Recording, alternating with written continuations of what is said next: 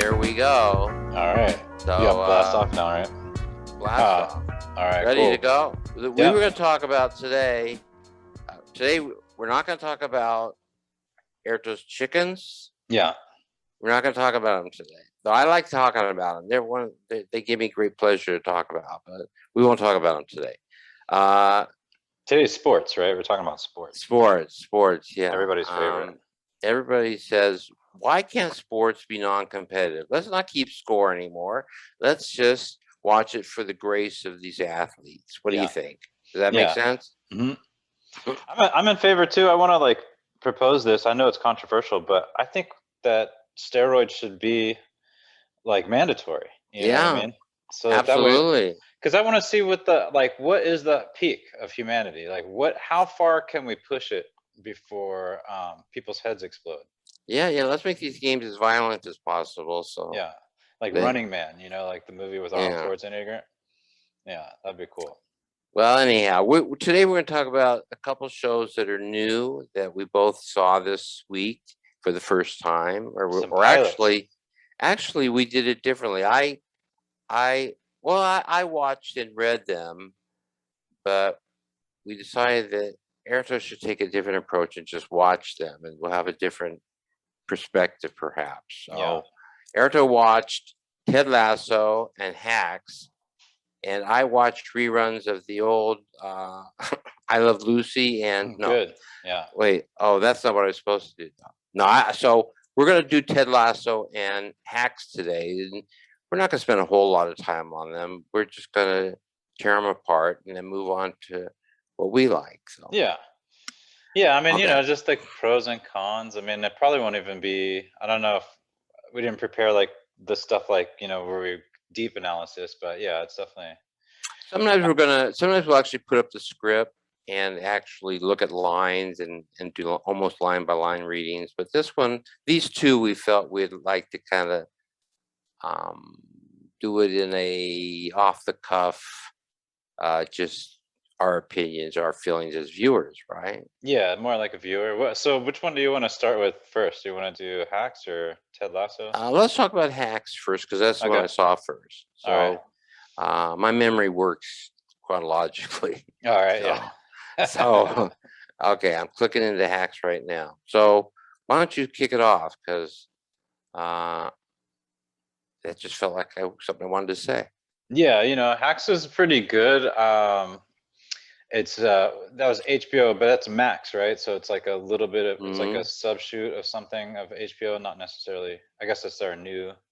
Yeah, well, you can't. Yeah, I think you have to pay double, because you not only have to do HBO, you have to have their. I'm not sure, but I think you have to. That's not how I did it. I got it, I have to admit, through YouTube. Oh, okay.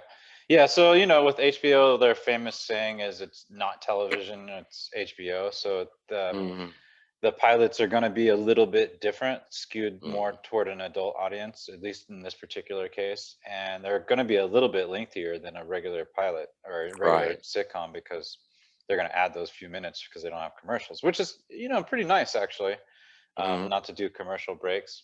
But yeah, I don't know. It was interesting because, as somebody who does like writing comedy, the protagonist of the show is a comedy writer for TV. So, I'm always rooting for those type of introspective shows where you get to learn a little bit about maybe the writing process. I don't know if you ever saw Adaptation with Charlie Kaufman's Adaptation. Yeah, just to veer for a second. That movie was awesome, and I really liked. I don't necessarily believe that he's so pained when writing, but maybe he is, so tortured, but I do find people's writing process is pretty interesting. And I'm not tortured when I write. I actually enjoy writing. Yeah, so that's kind of weird. I know some people think they're tortured, and I've actually known some writers who drink while they write or smoke while they write, because it helps get them through it. But I don't need anything to get me through it. The truth is, I enjoy the process. So yeah, I've definitely smoked weed to write. You know what I mean? I can't. You've say done that. I that? Yeah. Oh yeah, for sure. Yeah, and I found it to be pretty enjoyable. Really? Hey, you can't say that. But I can't drink and write. The only thing I can do when I'm drinking is just drink more and then snack a little bit and then fall asleep. It's like, yeah. Well, you don't write any bad stuff that way. Yeah, I don't write anything. I don't know. I can't do spelling or anything. I definitely can't read. So yeah. so the protagonist, and I can't remember the name. I should probably look it up. I'll look it up, and so I can be official about it. But yeah, the thing about writing processing shows, right? Like, writing as a visual medium is pretty boring looking. Like, you're sitting at a table and or a desk, or maybe if you're like Woody Allen, you write in bed or something. But for the most part, I didn't know mechanics Woody of wrote in bed. yeah. Woody says he writes in bed. Yeah, Interesting. yeah, in his apartment that he lives across the park from his wife or whatever and their kids. Wow. Totally normal. Well, you know what I found? Well, there's really two protagonists, right? Because aren't they kind of co-stars? The two leads are the co-stars, and they're both protagonists. Yeah. Because antagonists are outside source, like the owner of the hotel that she plays at, and and the agent who's kind of sometimes a pain in the ass and stuff like that. But actually, I guess you're right. The main character is the stand-up. She's the main protagonist. The other one's like an assistant protagonist. Yeah. the main antagonist and the assistant protagonist. Yeah. So I actually enjoyed it. I did enjoy it. I when I see something is listed as a comedy, I used to write for half-hour comedies in the day when we used to have more jokes. And I don't mean that as a put down. It's just true that they go for more drama, less comedy in the half-hour comedies than they used to. And so this show is well written. The characters are good. The storylines are also good and well written. But it doesn't make me laugh much. Jean Smart. Yeah. Jean Smart. She's the protagonist. Yeah, and she plays Deborah Vance. Yeah. And what's the name of the actress who plays the assistant? Anna Einbinder. Einbinder. Yeah. And she plays Ava, which I don't think they changed. Yeah, go ahead. Well, I don't think she warranted having a last name because they didn't list it. The character. But I find the two characters are interesting. I find their relationship interesting. It's mostly confrontational. Oh, we should say spoiler alert. Sorry, I didn't mean to cut you off. I just want to throw that out there before we get. Yeah. Spoiler. Well, I'm not actually going to tell the ending of the pilot. We're going to talk about the pilot, but I'm not going to really describe the storyline. I just want to describe their relationship, which I think was mostly hostile, mostly confrontational, which I like. Contrast to Ted Lasso. Yeah. Very, very strong difference. The story is interesting and the characters are interesting. I honestly didn't find it very funny. I found it amusing. I found a few lines making me kind of chuckle, but not like the laughs that we used to have. I'm a kind of an old timer, so I worked on Taxi and Cheers and the Tracy Ullman Show and shows like that in my prime, and those shows made me laugh almost every page or so of script. At least once or maybe sometimes twice, and these things will go 3 minutes without a laugh and just but not boring. It never gets boring. Did you find it ever that it was boring at all, Airto? No, it was entertaining, and it's for a show that one has a TV comedy writer, the analysis of a TV comedy writer's life and their input into the main character. We can give some of the details away. The main character is a stand-up comedian. She works in Vegas. So for a show, that's a stand-up comedian based show, it's a complete divergence from something like early Seinfeld, where we're kind of watching him work, and we do watch him work, but it's a completely different take. And like you said, it is humorous. I wasn't rolling on the floor laughing. It didn't have that kind of, like if I watch Lady Dynamite or Bubblegum or something like that, those shows really. Oh, and this is also a female empowered show, female led show. So that's probably why I'm comparing it to those shows, which, a lot of people say that women can't be funny, and I totally disagree with that. This show wasn't that funny though. No, I'm just kidding. No, well, this show wasn't that funny, but it Yeah. wasn't because women can't be funny. I've seen women be hysterical. Yeah. I thought Veep's a show where I haven't seen that. I gotta watch that. Oh, you haven't seen Veep? Yeah, Veep's I a gotta check that out. very funny show with a female lead who gets most of the laughs. But Yeah. I was going to say that, and she's hilarious. Dreyfus. Yeah, Louise Dreyfus. Yeah, She's super funny. yeah. She knows how to deliver a joke, so Yeah. she's really good at that. And I don't think it's about sex. I don't think it's about gender. I don't think it's about anything really. Some people are funny and some people aren't. I think that's it. I think women weren't encouraged to be the lead of half-hour comedies that much, except in the very beginning with Lucille Ball. Right. I love funny. Lucy. She was funny, and she kind of kicked off the whole TV Ethel sitcom, Merman. and then they kind of like didn't do a whole lot of women after that. Mhm. They did, but they were usually not as big a lead. I think of Roseanne Barr was a big one who came in, who made me laugh, who I liked a lot until she got a little off the wall. Well, Carla, Carla from Cheers, she's super funny. She wasn't the lead, but she's super funny. And yeah, so women can be funny, but I bring that up because that is kind of a thread in this story. They have a women's empowerment perspective throughout. Well, there was some sense of women are. When you say women can be funny, obviously, I mean we mean women can be as funny as men, but yeah, or funnier.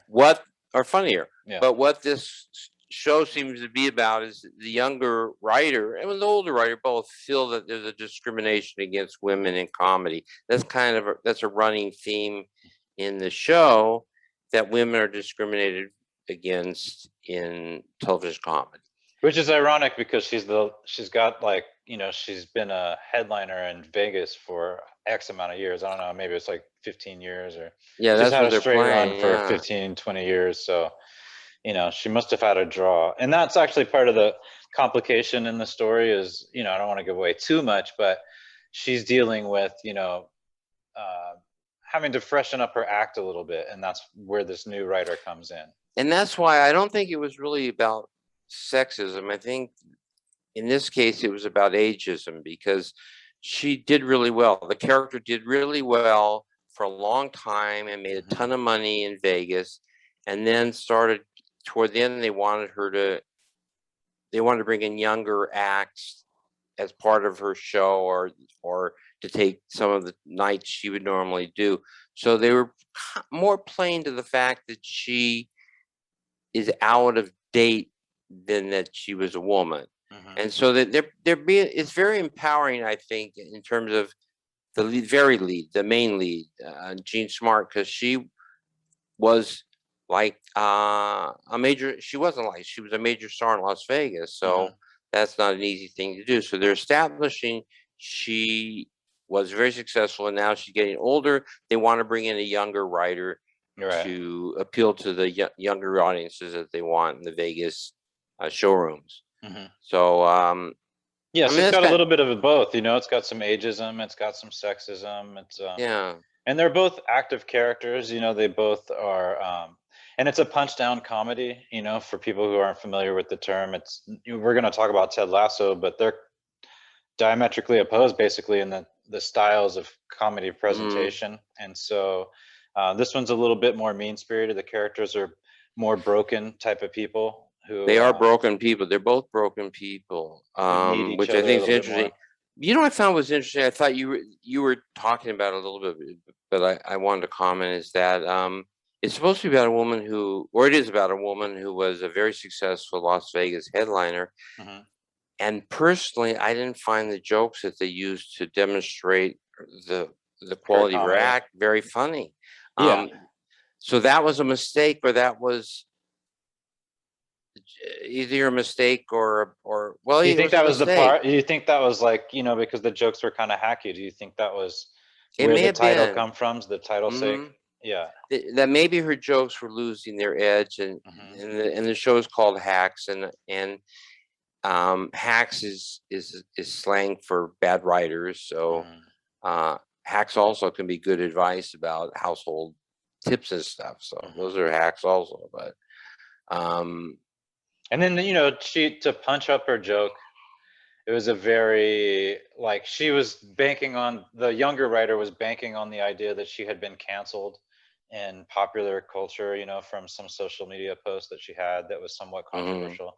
It wasn't really controversial, of course it was safe for, obviously it wasn't controversial. They didn't want to go that route to really do something edgy, but, it's really about two people who need each other and come to grips with where they are in life and how they can contribute to each other's craft more than it is about being super funny. You know what I mean? No, I agree. Even And though it's a show about a comedian. I think the drama works really well, but it's a show about hacks in the comedy world. And maybe it's a point that neither one of them are really great comedy writers, which seems to be the impression, because they did a section where the woman who has the act, the older woman, turns to the younger woman in a competition where they're trying to punch one another's joke up, and every joke that they replace the next joke with seemed to me the same. They didn't seem funny, but they dramatically worked, and so I was never bored. And I don't want to say that's not much of a compliment to say, oh yeah, your show's not boring. That's not a great compliment. The truth is, it is entertaining. It was an entertaining pilot. Yeah, it just was not what I consider fitting into the comedy genre. I think it should have been, they should create a new genre in the awards or in categorizing anything for television that's called dramedy or something other than comedy. This is not, in my mind, a true comedy. Yeah. I mean, yeah, I agree. I mean, like I said, it wasn't laugh out loud funny. Like, for me, I think Lady Dynamite was really funny when I watched it. I was like, this is funny. She's a female lead.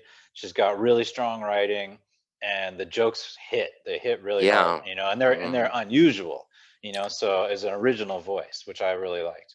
Yeah. This one was not really that way. It did have some original takes and some original characters, with kind of being on the inside of what her agent thinks, and that interplay between the agent and his assistant. And yeah, you know what, there was some humorous, or you can maybe say funny attitude, but even funny attitude doesn't make you laugh out loud. Right. There was a strong flavor of the comedy throughout every scene, but just not laughs. And I actually think funny attitude can work without jokes. For example, George Costanza, who's primarily attitude. He says funny things, but it's his perspective that makes it so funny. But in this case, it was, a little bit tepid on both, and yeah, that's what I felt. So I think if it weren't for the really well written drama, this series would not be very successful, because if it had to rely on the comedy, people would come away from it saying, well, it didn't make me laugh. Nobody wants to go to a comedy, this listed as a comedy, and come away having not laughed. I think people do come to this show not knowing what it's going to be, and I think they think it's a drama or a dramedy with some comedic framing. Yeah, I didn't have any expectations. I didn't know it was about a stand-up comedian. I didn't know anything about. I didn't read the log line. We picked the show, and I just kind of went with it from there. Didn't do too much prep, and just enjoyed. I liked the show, actually. I watched the whole first season. So yeah, you told me that. I watched the pilot and I read the pilot. And actually, what was interesting to me is that they changed jokes from the script to what they shot, the shooting script. And again, they changed things to improve them and didn't. They were just more of the same kind of joke. It's like they seem to be able to write one kind of joke, a humorous joke, but I didn't see any funny jokes. And I know this sounds terrible, terrible critique about it, but I actually found it entertaining. So it's not a terrible critique. If you want to watch a dramedy, watch it. It just doesn't belong in the comedy category in my mind. This also, it checked that category of being a diverse show. It's a very woke. It basically is like a woke comedy, in a way where they have, character leads or main characters who are gay, who are black, who are Asian, who are you know, aliens.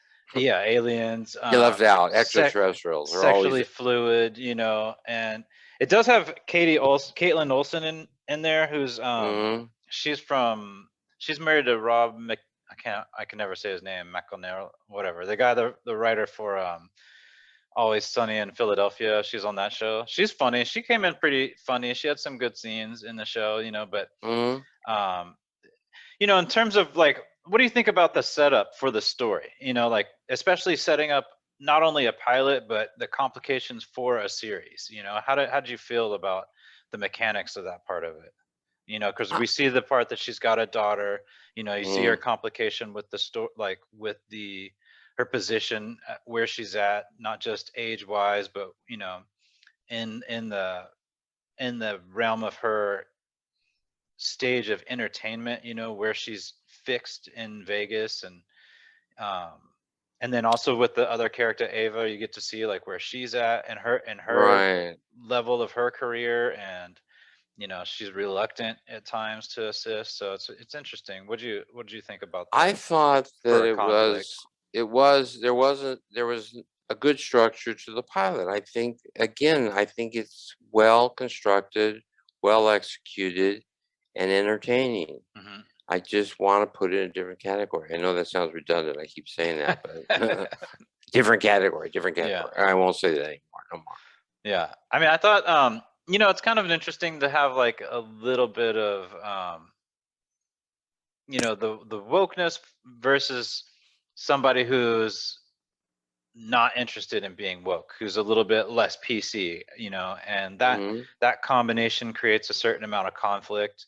And that's basically where they kind of, you know, find some common ground. I like the lack of PC-ness. I think PC-ness is a little bit overdone. And it leaves you a little bit feeling like you're just being polite about saying something terrible, you know, which is not the same thing as being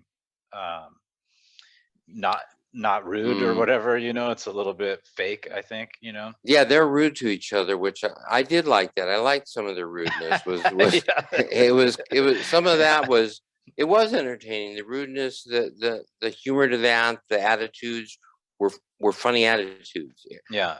There's nothing wrong with the show unless you tune in because you want to laugh out loud comedy. Yeah. Then you're in the wrong place. Yeah. And I did think that like it was interesting too, like to see, you know, you don't have a lot of workplace comedies, right, that have to do with writing, you know. And, I mean, there's been some famous ones. I mean, Dick Van Dyke Show, for example, workplace comedy about comedy writers. 30 Rock, which I think is one of my favorite workplace comedy about comedy writers.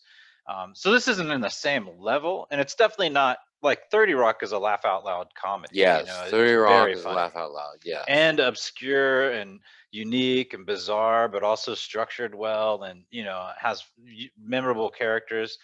You know, this one is just, you know, we keep saying it's a dramedy, but I mean, you have to call it like you see it. It is a dramedy. It's much more of like an emotional built show. It's based on, you know, like for example, Seinfeld has zero emotions. This one, you know, if it was on a spectrum of Seinfeld to Terms of Endearment, you know, it kind of probably falls somewhere in the middle. Obviously, it's leaning more towards Seinfeld, but definitely not as funny as Seinfeld. But you know, that being said, I think the writing was very smart. I think it was, and they moved the storyline forward, and they brought the characters together in a way that was pretty interesting, and then had some elements of surprise toward the end. There were elements of surprise that worked nicely too. So yeah. So if on thumbs up or thumbs down on this one, I'd say no thumbs. I'm not gonna judge it that way because it's really entertaining. You know, just go into it with the right attitude. Just go in with the attitude that you're gonna follow these characters. You're gonna care about the characters, which is all good stuff. Just don't go into it wanting endorphins from laughing because that's not. Well, you know, it's interesting too. Did this one win anything or get nominated for anything? Yeah, I think she won as Best Actress, didn't she? I don't know. I don't really follow the Jean Emmys. Smart, I thought she won an Emmy for Best Actress. At least she was she was nominated. I think they both may have been nominated, but it didn't win for Best Show. Best Show was Ted Lasso, which we're gonna talk about. Yeah, in comparison to I didn't end up watching the whole season of Ted Lasso. I watched the pilot, and we could probably segue into that one a little bit. For me, seeing that Ted Lasso was so highly nominated, kind of, I don't like to like know something so great before I watch it, so I tried not to pay any attention to it. Finding out a lot of that information afterwards was, fine. In terms of which show I was like moved to watch more just based on the pilot, I watched the whole series of Hacks. So Ted Lasso, I haven't watched the whole series. I wasn't moved to watch the next episode in such a way to where I was like, oh, let me just see what the next one's about. I probably will watch more to see if I'm more engaged along the way, but that style of comedy, that punch down or punch up comedy where he's being super nice and everyone's a curmudgeon around him. Yeah. I was kind of annoyed, to be honest with you, about his character. It was a bit much. It's like, yeah, just because he's being super likable like that doesn't make me like him. It's kind of unreal in such a distant way to me. It seems like I've known people like that on the bus, or like, you know what I mean, like or like hanging out behind the buildings, when you're skating or something, and they always want to buy you like some like a soda and like fucking touch your inner thigh or some shit. It's just well, my thought with him was that if you can believe that he's sincerely the character he projects, I will like the series more. If he's manipulating people with his niceness, I don't think I like the series as much. Yeah. But we have opposite opinions about the two series. You would rather watch Hacks. I did. I mean, I watched the whole series. I'm gonna watch more because maybe, I do like to give a pilot its island. I like to put it in an island and say, like, what are the mechanics of this particular piece? Because I know that may not be the whole show, and it may not stay like, like Parks and Recs is a perfect example, where the show grows, and as it grows, it just becomes so much more than what the pilot was. Right. Sometimes the pilots do too much introduction of characters and theme, and consequently lose some of their entertainment value. And I think that between Ted Lasso and Hacks, I would prefer to watch Ted Lasso. But I'm making my own assumption that his kindness, his niceness is genuine, that is who he is. That's what I got. I felt like the character's supposed to be sincere that way. Yeah, so given that, I'm okay with it. If it turns out later on that he's manipulative, I won't like it as much, except that might make it more interesting. But in some ways, it would be disappointing. So I have to say I was entertained by the pilot, and I watched some clips of other episodes, highlights of other episodes, and I found that it was charming. He's a charming guy.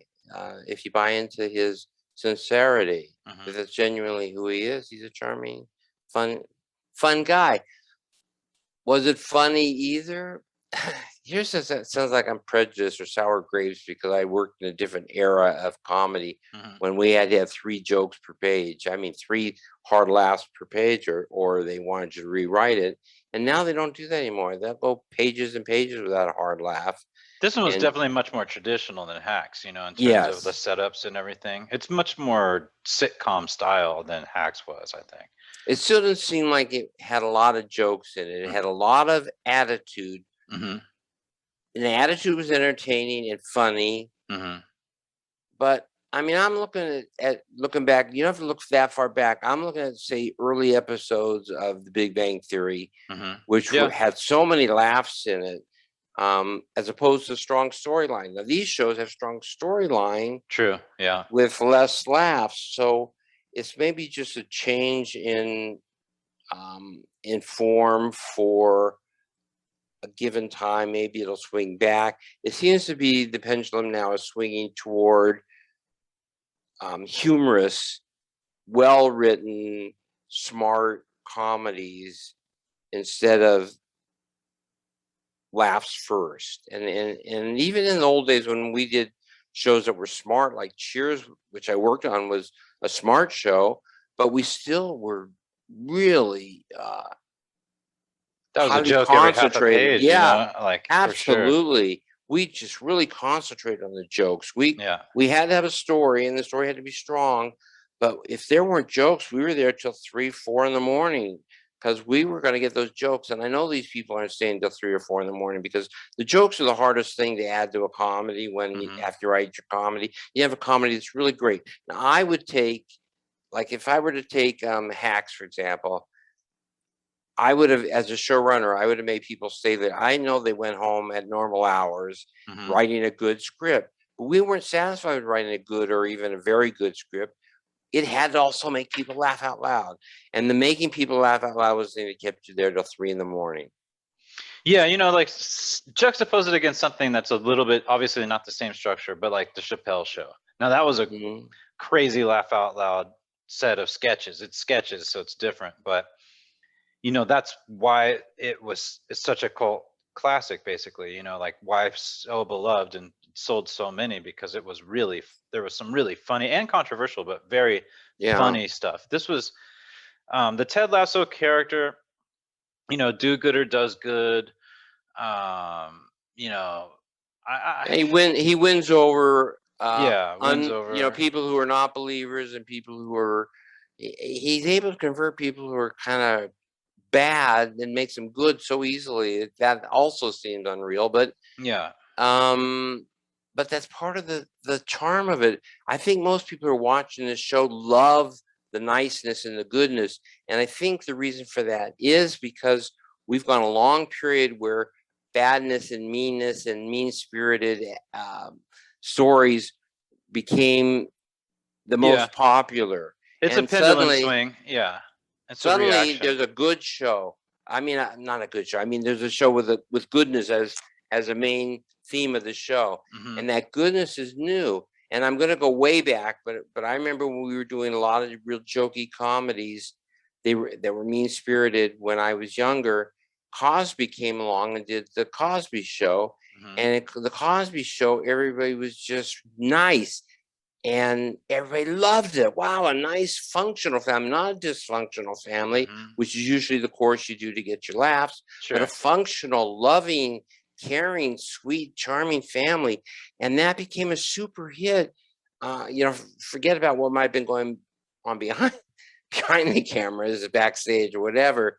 The projection of Cosby and his other actors was a very functional, loving, charming, delightful family. And people wanted that because they'd been away from it for so long. And then we went from that back to the meaner spirited stuff, which became popular again. Like It's Always Sunny in Philadelphia is about mean-spirited people. Like Seinfeld. Seinfeld was like that too. Mean-spirited, angry, frustrated people was so it keeps going back and forth, People get tired of, go ahead. Well, no, to that, it's like, I wonder if, Hacks has a character growth, which is a little bit different than actually for a comedy. So like Roseanne, it's got moral tales, but the characters are always the same. She's always going to be snarky. John Goodman's always going to be like the lovable everyman. Darcy's always going to be like real quippy, and then the rest of them kind of fade in and out, and then you have the sister, who comes over with all of her problems. They're always going to be like that. That's always going to be. And Hacks is always going to, you're always going to have the writer the young writer who needs some direction, because that's part of the premise of that show is, she's young, she's got a youthful mentality, and she's got some funny stuff to say, but the premise of her development was she's not telling jokes. She's writing situations that are, and they actually address that in the show, that are not funny. She's not writing a joke. She doesn't have a setup and a punchline. She has no follow through. She has, observations about things that are unimportant. The Jean Smart character is just the opposite. Hers are all set up punchline. That's the way she writes her material. So there's a contrast there, which is really, it's good. It plays well, but both shows play well. Both shows play well. I think both shows are shows I would watch if I had nothing else to watch. If I could watch paint drying instead, I would do that. But no. Yeah. I'm kidding. You know, obviously. Well, no, they just have that fast drying paint now, so it's like there's nothing else to watch for too long. I know. But no, I would watch both these shows. I don't spend a whole lot of time watching television because I prefer doing other things like writing television, which is say, if you don't watch it, why do you write it? Because there are things I like that I think there are things that I've always liked about television and always will. But if I watched more television, I definitely would have both these on my list. And I was just going to ask though, like, and it remains to be seen. I haven't seen the first series of Ted Lasso, so I'm curious to see, as an emotional development and payoff, will it be more of a payoff for Hacks? Because I saw that first series, or I saw that first season. I know what the emotional payoff was for that show.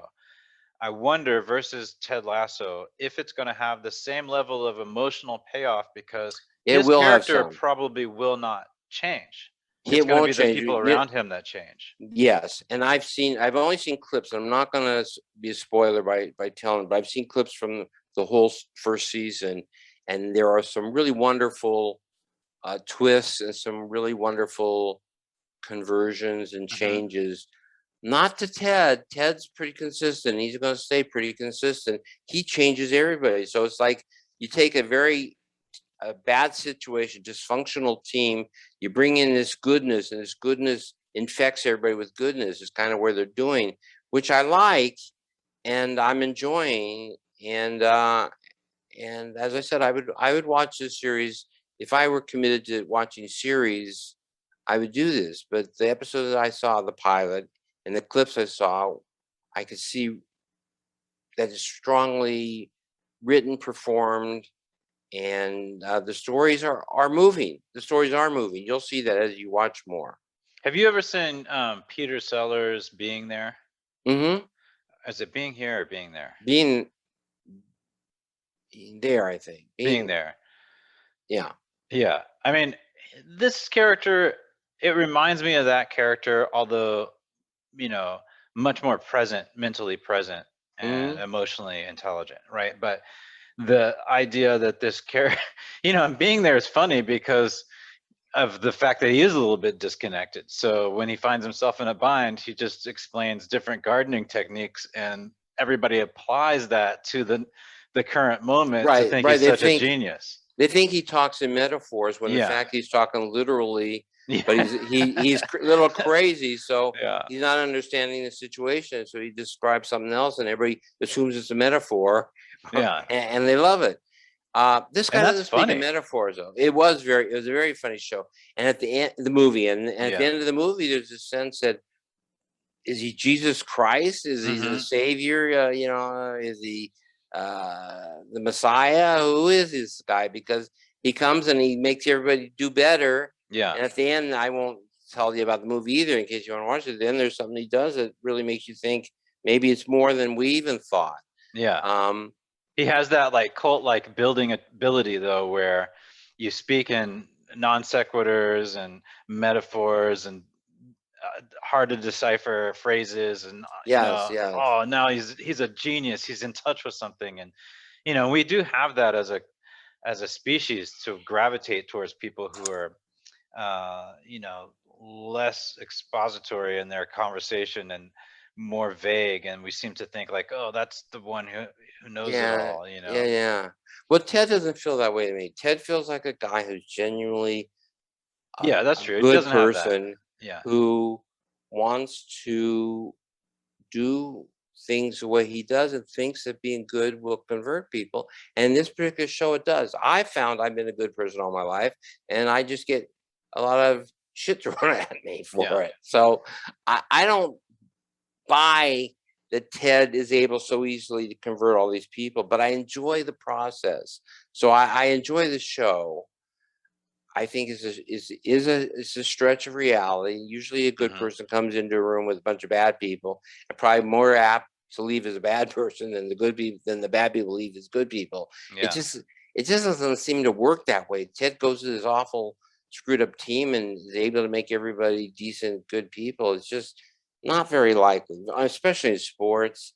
I've had my experience in sports, and it's not where people are usually converted to being nice. People And don't even like niceness. and You so know, he has an sports is antagonist at competitive. every turn, because, Yes, everybody's bitter, and it's got that. I don't know if you've ever seen Major League with Charlie Sheen. It's got I didn't see that. a No. similar premise as to like what's going on with the behind the scenes and why he's actually there. And Um, sports is a very aggressive, there's even a sense about encouraging anger and yeah, conflict because it makes you perform harder and faster and yeah, meaner and stronger. And Ted goes against all that because he comes to the team and he's forcing niceness down their throats, which usually softens a team in reality. But in this situation, it makes the team better too, which I won't tell you too much about that, but it's it's an allegory. It's not reality because it doesn't work that way. It just doesn't work. Goodness does not come in and convert badness to goodness. It just you know what? maybe over time you can have an influence, and in some cases it change. Some people will change, but this is an allegory. This is a little bit of a fairy tale here. Yeah, like in comparison to Atlanta, right? Because we talked about Atlanta. Mm-hmm. So Atlanta, I want to go back and watch it. Mm-hmm. Because I'm like, damn, I can't believe I watched all the Hacks and didn't watch all of Atlanta, because I really liked Atlanta. I like the humor, I like the uniqueness, the oddity of the characters, their positioning against each And there were other, and the story. some actual laughs in it. It's still not as many as the old sitcoms, but there are some real laughs in it. Yeah, and there's an interesting setup.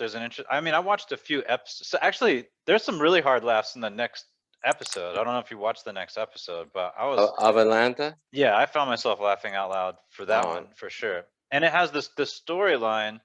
It seems like it's going to progress in a very interesting way. Whereas, um, that's so. I'll just finish this thought. So I want to watch more of that one. Ted Lasso, I feel like, and hopefully it's good, but I'm not driven to watch it. I will Mm-hmm. watch more because I want to see if like my original impression and interpretation of the story and the characters leads me to a surprise. So because like Parks and Rec, like I did not like Parks and Rec, and it took me 3 times to watch that on over a span of a few different years, where I watched Parks and Rec, didn't like it, and then finally I sat myself down, watched all the episodes, I think up until maybe like mid third season, That's and right. then That's I was what like, wow, this show is great. But that was after this first two, after they got they. rid of one of the characters in the You know first what happened? They two started seasons. being kind of a mild comedy, Hmm.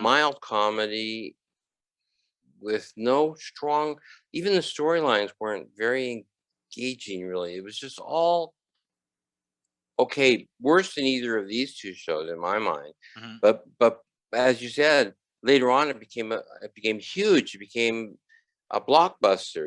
Later Yeah, it's one of on. my favorites of all time shows. I mean, Yeah, I love it. yeah. It's up there with The So Office for me. it took a while. And Seinfeld was like that. The first few episodes in the first season weren't very good, and it got better. Um, Ted Lasso and Hacks both start strong enough that I think both are starting stronger than Parks and Rec started. But so Yeah, in I think terms of they. their characters, like Mhm. feeling engaged, like in that world. Yeah, I would say that that's probably true for sure. And I'm telling you, you're going to be surprised. There are some twists. Most of the twists from Ted Lasso is how other people react, and then his counter to the reaction, because we're not all thinking about making every thought you have in your head being goodness. Hmm. So you don't always anticipate what Ted's going to say because you're not thinking that way. Somebody says something like terrible to your face, most of us get mad back, and Ted doesn't. And you'll see you'll see some surprises and some very simple moments that on paper look too simple, but I think the characters pull them off and make a moment out of something that's very simple Hmm. and very, very nice. The niceness is a big part of that show, niceness. But they take a nice moment and they play it so well. Hmm.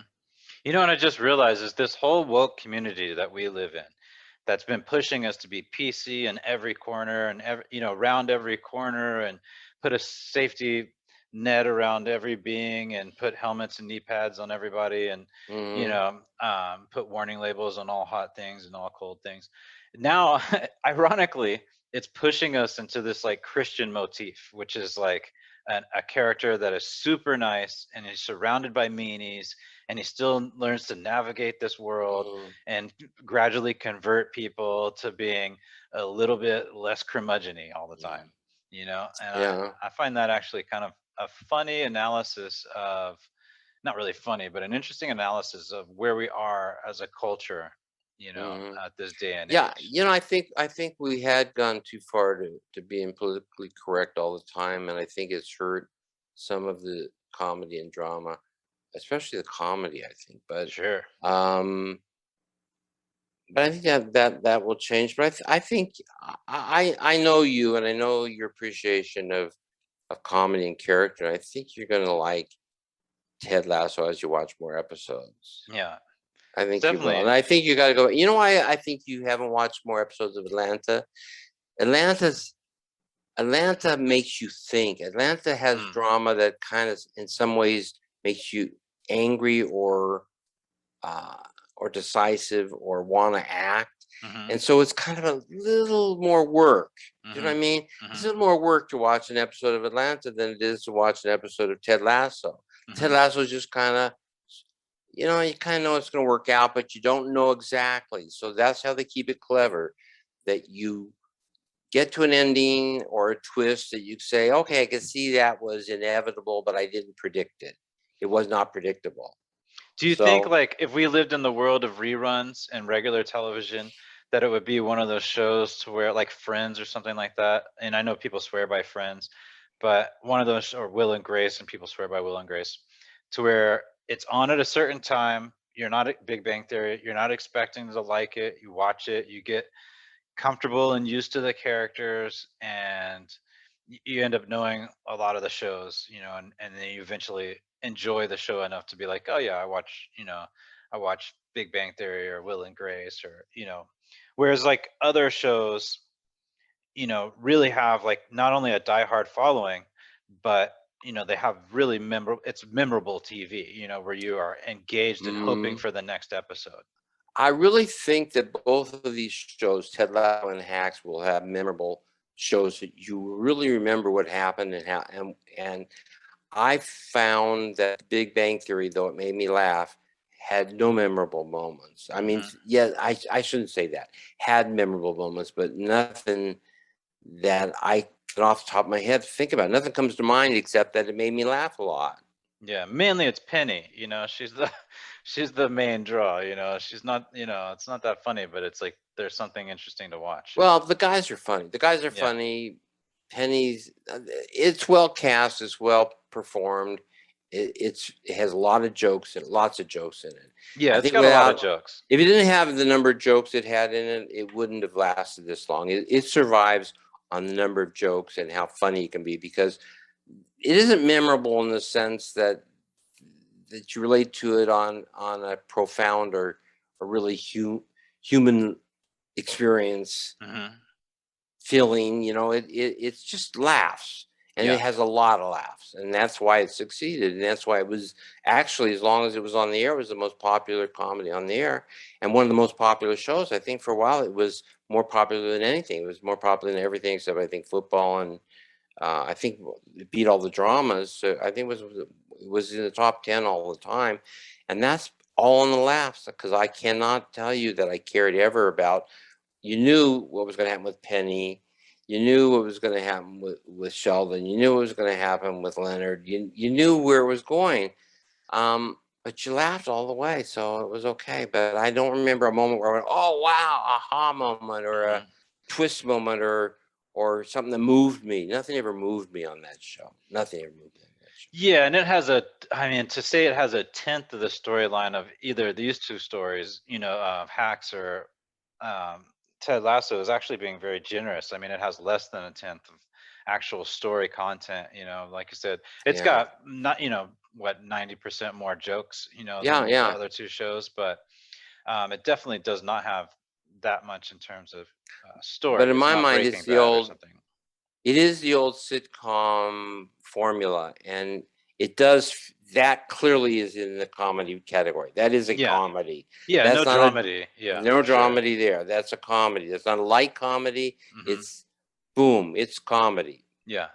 You know, and it fits the label, and that's why it was so successful. And so, those of you who are thinking about what kind of comedy you're going to create, it's up to what your own taste is. If you're the kind of person who likes to write lots of jokes, then there's a big market for you. If you want to be if you're the kind of person who likes to write softer jokes and more drama, there's a big market there also. So it's up to you to decide what you want to write. Passion is important, enthusiasm is important, inspiration is important. So go with what moves you, because there's markets. It seems like there's a market now for everything. When I was doing it, the only comedies that made it were really hard laughers.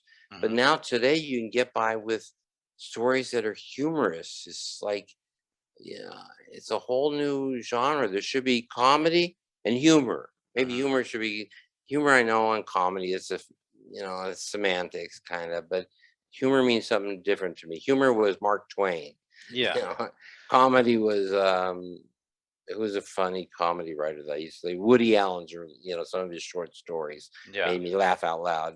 Mark Twain never made me laugh out loud, but I loved his stuff. It was great character, great story, great points to be made, purpose and profundity that didn't exist in uh, in lighter works like Woody Allen's work. Though some of Woody Allen's work was profound as well, but yeah, it's kind of like Vonnegut. Vonnegut has some laugh out loud moments, yeah, but yeah, he's definitely Vonnegut's looking at the human element. But Vonnegut, yeah, had a really perverse sense of humor that was really strong. And I loved his stuff and his stories, but his stories were the strongest part. But they always had this sense of a lightness, even in their worst situation. He told horrific stories with a lightness to them. So there's a genre there. uh, It's just in television, we used to just make it simple: comedy, drama, comedy, drama, comedy, drama. And then it started like overlapping, and now it's hard to define one from the other. And there are some dramas that have a lot of good comedy in them. What's interesting though is we're talking about which one falls on like in terms of the spectrum of dramedy and comedy, which one falls where. We spent more time talking about Ted Lasso as a characterization, but we talked about the jokes that were either not as hard hitting, but there were actual jokes and hacks. So in comparison, I would say that Hacks even has more jokes than Ted Lasso does, even though the jokes are a little bit hackier. And I know, the series does get a little bit funnier, but the Ted Lasso thing, I felt like I don't remember one like superbly funny moment. It's just like, oh, look at this goof guy that's like, it's more about that particular take, and You know it's what a it's like? one It's note like, take in a way. you know what it is? Kind of an underdog story, because it's the guy who you see this guy's this goofy guy because he's so nice, and you expect him to get stomped on, and instead he succeeds. And it's an underdog story too. Yeah, Interesting. fish out I of hadn't water. thought of that. I hadn't Yeah. thought of that until you just mentioned it. But it is kind of an underdog. It's Yeah. a nice guy's an underdog in the sporting world, in particular in sports, because sports is about competition. It's about beating the other person. It's about winning. It's about being strong, and it's not about nice and sweet and kind and all the things he brings to it. So it has It's a a lot of things fantasy, working like you for it. said. His type of personality and persona would get you probably eaten alive in the real world. I bet you would. I You know? bet he wouldn't make it in the real sporting. I keep sporting in the real world of sports. He wouldn't make it through one season. I really believe, but it's believable the way they portray his first season in soccer, football, European football. Uh, it's believable.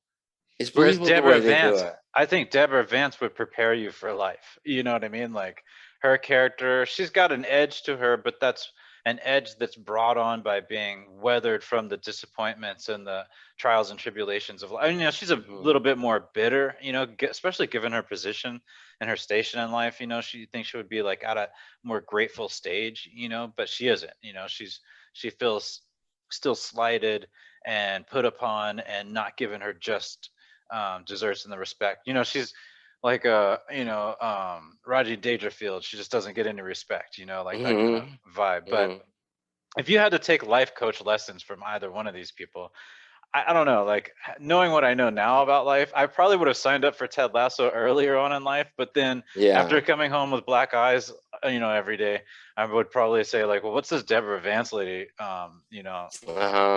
No, I know you know, you're right, because it's probably easier to survive in this world if you're a little bit of a hard ass, but we all want to be nicer, I think. Even, well, I shouldn't say all of us, some of us. Yeah. I don't even know if that's, maybe, forget I said that. I'm shutting up. I think, like, you know, like to put it in Karate Kid terms, like Mr. Miyagi was stern. He wasn't nice all the time. He did good things. He did nice things. He ultimately believed in the underdog to achieve. You know, that makes you endear. But he was hard about like, hey, you got to do these chores. He just wasn't the guy from Cobra Kai, you know, who had no mercy, you know, and that to us, I think, as a, I don't know if as a species, but it seems like you're uncaring and in a way that's unjust, you know. And so, but you know, Mr. Miyagi is going to chop somebody down. He might not sweep the knee, but he's going to chop somebody down if need be to protect himself. Whereas the other guy is going to chop you down when it's unnecessary, you know. So it's a completely different kind of concept. So to show off, or to feel superior. Dominate completely. Yeah. To dominate. Yeah. So bottom line for me is, I think we can end this here, but because I think we've covered it pretty well, is that for me is that I recommend that you watch both shows, and I think you may find that it's going to be worthwhile regular viewing for you. I have no problem with either show being a staple of quality TV. Yeah. I mean, I'm gonna watch some more and then see if I move to watch the rest of the season. And if I am I may give my opinion on what the 2 seasons, how they weighed up, you know, how they weighed out. You know what I think it'd be cool if you watch more Ted Lasso and tell us next time we have one of these podcasts. Yeah. How you feel after you've seen some more episodes, because I know how the first episode can make you feel like, man, this doesn't have legs. This doesn't have legs to travel. Yeah. But I think you're gonna see differently. So I'm curious what you're gonna think after you see some. You know, but like, let's take a look at like some of the shows that you worked on. None of those people, like, and that's what you were talking about earlier. None of the the characters that you ended up liking were the kind of the curmudgeon-y ones, you know. That's the one, they got the big laughs, you know, like. Yeah, for the history of television, I think I started watching sitcoms with the Mary Tyler Moore Show. That's how old I am, so that goes way back. But in that one, the favorite character was the Ed Asner, who just passed away, actually, just a little short while. He was this kind of mean and arbitrary and dogmatic character. But he was so funny, and he was not vicious. He was not mean spirited. He just was tough. He was a tough guy. And on shows I worked on, like Taxi, Louis De Palma was an asshole, but we loved him. So, gosh, you know, if you write a character well, find a character who's strong for whatever reason and write that character well. The characters that I lose interest in are the ones who aren't strong, either by being either too angry, too mean, or too nice, or too good. The ones who are just kind of in the middle, those are the people I want for friends. Those are the people I want for my own life, because it's a calmer, easier life. Yeah. But it's kind of like driving by, you know, driving on a freeway. Every once in a while, you'll see an accident, kind of perks you up a little bit, and you feel bad about looking at the accident, but you do. It's kind of like that way. You want to look at these bad guys, or these guys are too good, all these weird, troubled, and whatever. For entertainment, you want to watch them. For real life, you don't want, you don't necessarily want that in your life. But in entertainment, you do. Yeah, it's like Rick and Morty. Like Morty's like the nice guy. He always wants to do the nice thing or whatever, you know. He's always like embarrassed, or defensive of what Rick is doing, but Rick's the funny one. Like he's, it's their combination. Rick is a grandfather. Right? Yeah. Or is Morty? Yeah, I think Morty is he's like the Marty kid, like Marty McFly. Okay. Yeah, I'm not sure. I've seen it a few times, but I've forgotten. I haven't seen it in a long time, so I don't remember who's who. But I agree with you. Yeah, it's like they play off each other well because you enjoy both things. You enjoy the selfish or the reckless guy, and you also enjoy the one who's more responsible. But I don't think you can do a series with just a responsible person. I think you get bored. And that's why you're having a problem with Ted Lasso. He just seems like a nice guy, but you're going to see the twists of everybody else to this constant niceness is, I think, what's working for the series. But it actually made me think too, like his assistant is not as nice. He's a little bit edgier, but you get the sense that they've been together for a long time and he understands where he's coming from. So he's got his back. And then if you compare that to Ava's character with Deborah Vance, she's also curmudgeon, even though she's young. So it's like almost a one note type of play where you have two people who are very similar that seemingly would butt heads. Yeah. You would expect them to get along in a bar because they've both been through some shit or something, so there's not really a big divergence between those two characters where on either side. They're both kind of similar, because there's the main character that's super important, but there's always the secondary character that's the friend that kind of makes that person seem that much more elevated in their position. And like you said, with Rick and Morty, they play off each other because they're so different. On both of these characters, they're very similar. Take Sam and Diane. Like they're very different, or Sam and Carla, they're very different. So they support each other in that way where you have stuff to bounce off. Diane thinks she's too smart for Sam. Sam's too dumb for her. Sam's thinks he's very good looking. He can flirt with any girl he wants. So there's like a little bit of like and an imbalance there that makes it interesting. But they both have a sense of superiority in a way. Sam thinks he's a superior woman's man. Yeah. And he's sexy and he's hot. Yeah. Diane thinks she's superior because she's smarter and has a more attractive personality and intellect. So they both feel superior in completely different ways, and yet they're drawn to each other. She's drawn to Sam's sexuality, which she thinks he has, and he's drawn to her being smart because he's never been with smart women, and he likes that this woman who has some thoughts in her head is still attracted to him. He's usually attracted to bimbos, so yeah, when you're writing your series, when you're creating your comedy pilot, you just have so many choices. I always tell people the great thing about writing is you have the whole universe. If you're an actor, you have certain limitations. You have what you can do with your body and your voice and things. With writing, you can do anything. I mean, I've written comedy and drama. I've even done some horror stuff.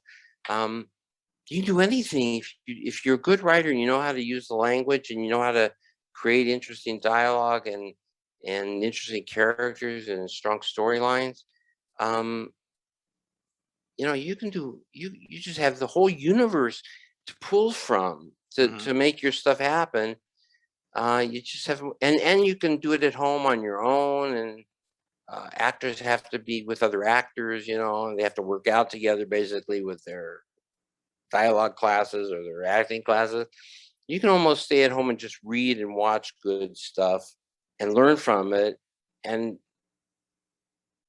develop your own voice and your own style and your own writing almost entirely on your own without much help.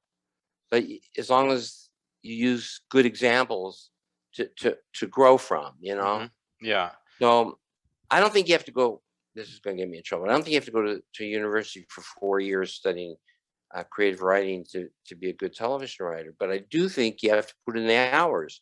I think you have to watch good shows, read the scripts that go to those good shows, see what's put together and get a sense of character, story, and theme, and those basic elements of writing, and just grow by practice. And you don't have to do it with somebody else. You can do it by yourself. You know, it's interesting you brought up, writing these different genres. If you blend genres, like I find that comedy and horror can kind of work in tandem, Mm-hmm. which is unusual, but it's like that heightened sense of timing and experience. But Yeah. if you write, like there are some good sci-fi comedies, but it's not really a genre that blends well. It's not as easily acceptable, and I think that's because there's a certain, the sci-fi crowd seems to be I'm gonna go out on a limb just because I want them to hate me. I don't care. Yeah. The sci-fi I don't even know what you're going to say, but I already hate you for it. the sci-fi realm seems to be too, like they put too much on it. Like there's too much. It's a self-imposition of intelligence. Like they think they're too self-serious, right? Like they're using all these like made-up phrases to like, phasers on and shit like that. I don't know. Like it's like too much to where they think that there's like they can't be humorous. There are good, like Galaxy Quest I thought was funny, and then there's the one that well, Seth MacFarlane did. And Mel recently. Brooks did a classic Spaceballs. I love couple Spaceballs. Spaceballs. Yeah, really silly that's but campy. funny. That's very silly, campy. but very silly but funny. Yeah. Yeah. Gosh, I don't know if that's true what you just said. I think what we're going to have to do is cut that all out, because Yeah. no, Gonna have to fight it out of yeah. No, but I understand what you're saying there. I don't know what genres go together well. I know that sometimes drama is heightened by comedy, and comedy is heightened by drama. Yeah. And that's why horror. I remember Elvira. Sure. She just used to came have out a as a show. lesbian, actually.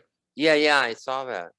And she apologized for not telling people sooner, but she'd come out.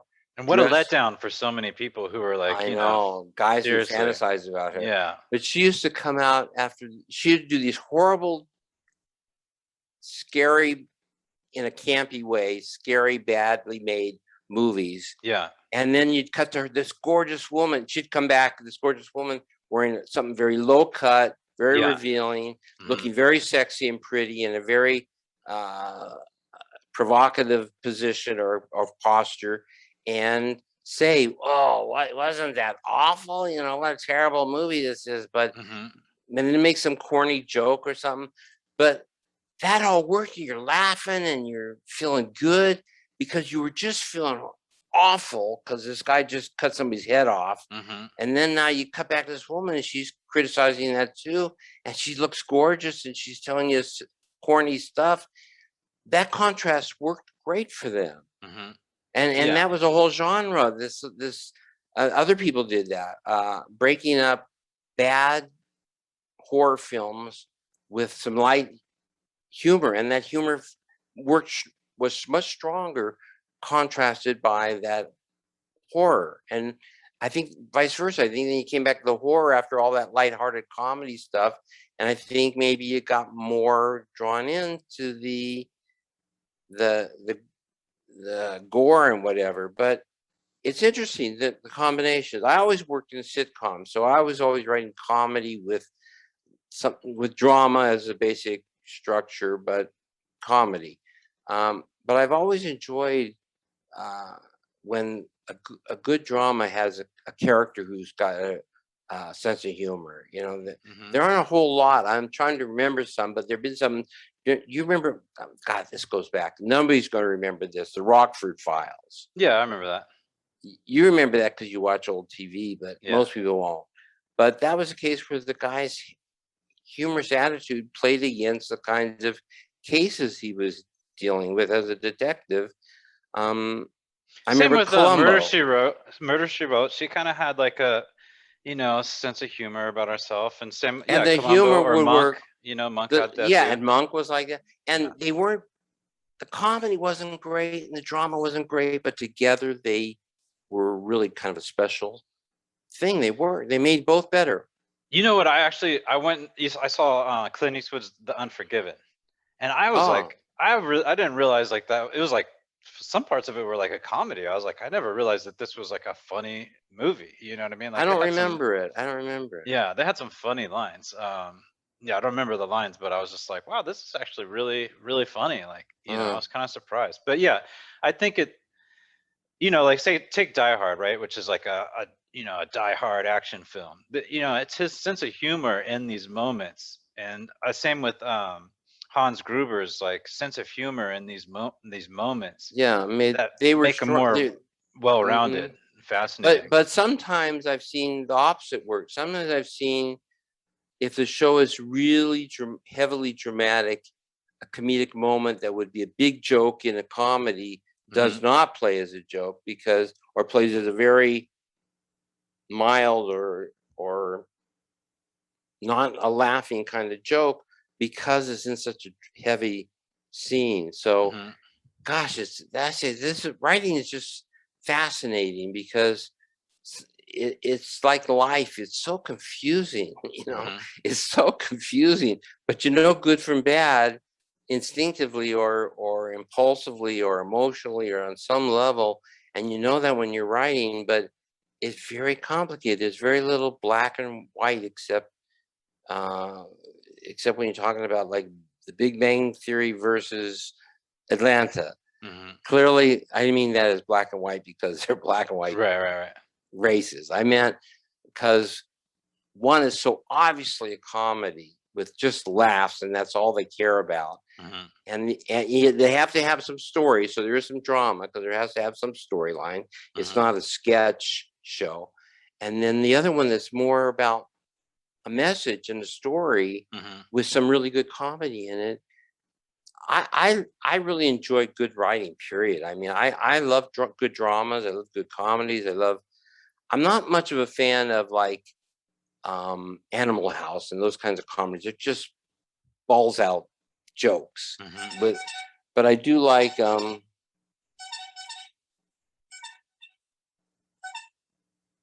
I just killed the clown who was honking that horn. Yeah, I liked, you know, Animal House is okay. That was like you know what, that was like a different era of that type of movie. I liked Road Trip, which was like I thought that was like a laugh out loud comedy. And Old School, I thought Old School for that, you know, that frat guy genre, I thought that was a good one. I'm not a big fan of those. I prefer the comedies that have story first. I've always liked rom-coms, which, you know, most people don't want to admit, romantic comedies. Yeah.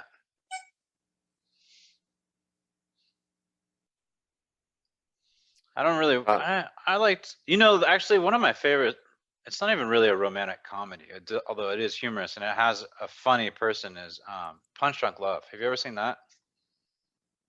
With Adam Sandler? No, I never saw that. No, I've heard that of movie it. is so good. That movie is like weird. It's like it hits people either like they either like it or they don't like it. But that's like that's one of my all-time favorite. I love P.T. Anderson. He's like one of my favorite directors. Wow. Yeah, that movie to me is like one of the best like romantic movies. You know, I like Amelie also. Amelie's like a really big one for me. You know, it's funny that for me, actors affect my enjoyment of a show sometimes. And so if I don't know the actors, I'm usually okay. But like somebody like Adam Sandler's somebody just bugs me. There's something about him that bugs me. And I don't enjoy his anything he does. He's done some good movies, and I'm still always annoyed by.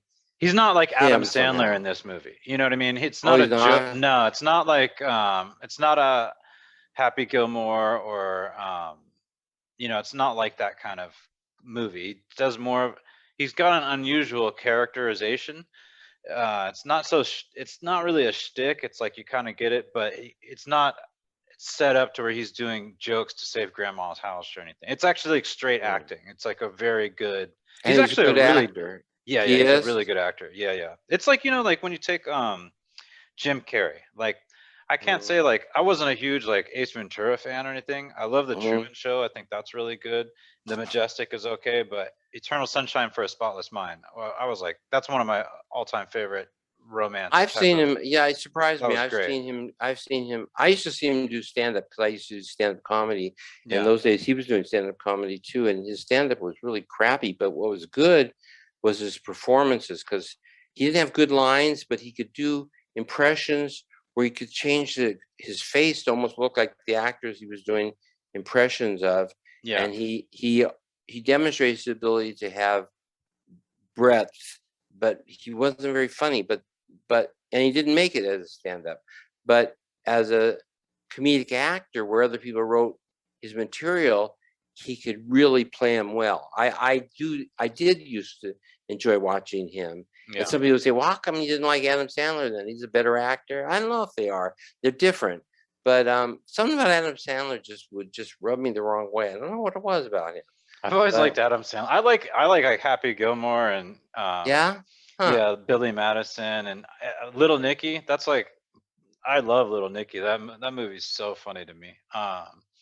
Yeah, but he always does the voices and stuff like that kind of weird voice. He does that in Little Nicky. But after, I don't know, I just really liked the movie. I thought it was fantastic. He did a movie recently, which was because he's got like a 20 picture deal with Netflix or something like that, where he's some kind of crazy thing. Yeah, he did this movie where he's a diamond dealer. Oh yeah. I That was heard an about it. interesting one. I watched Deadly that. Serious, right? Deadly Serious. Yeah, and I think it's actually based on like a true story or something like that. Very interesting. He's captivating. He draws you in, and like to me, it's like if he wants you to feel tense, you'll feel tense. Like it's like, oh God, I'm like uncomfortable watching. Were you talking about the director or the actor? Adam Sandler, yeah. Adam Sandler. Oh. Yeah. I He's gotta not give him Marlon more. Brando, you know what I mean? But he knows how to, whatever he's doing gives you an emotional tie-in. Really? Wow. Yeah, to me. I've never seen that in him. I've always thought he was well, yeah. I think if you check out Punch Drunk Love, I mean, that's a gorgeous love story. Right. It's a classic love story, but it's just told in such a unique way. And P.T. Anderson, what he did with like There Will Be Blood, I thought was like, just phenomenal. That's one of my favorite movies of all time. That and The Matrix and a couple others. I saw actually a couple of good movies recently. I saw 1917. Have you seen that one? No, but I meant to, but I kind of let it slip by. I could always catch it now, but don't they do a lot of continuous shot? Yeah, it's continuous without breaking camera angles or shots or anything. Keep one shot. Yeah, it's kind of like filmed as like a one shot, kind of like Birdman. Did you see Birdman? I did, yeah. What'd you think of Birdman? I really enjoyed Birdman.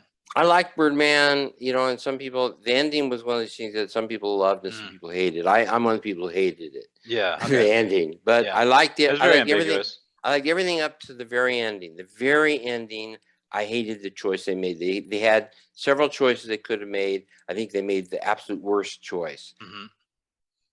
That's the way I felt. But I still liked the movie because I liked it a lot up to that point. I understand why they made the choice they made.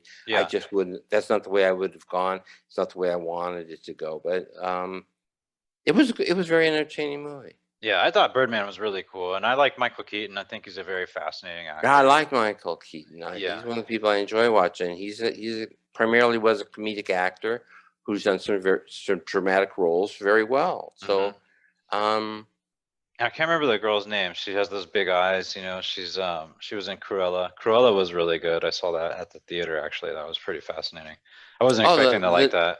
The new Disney Cruella. Yeah. Cruella. Yeah. Oh yeah. I know who you're talking about. I can't remember her name. She was also in that movie with The Help.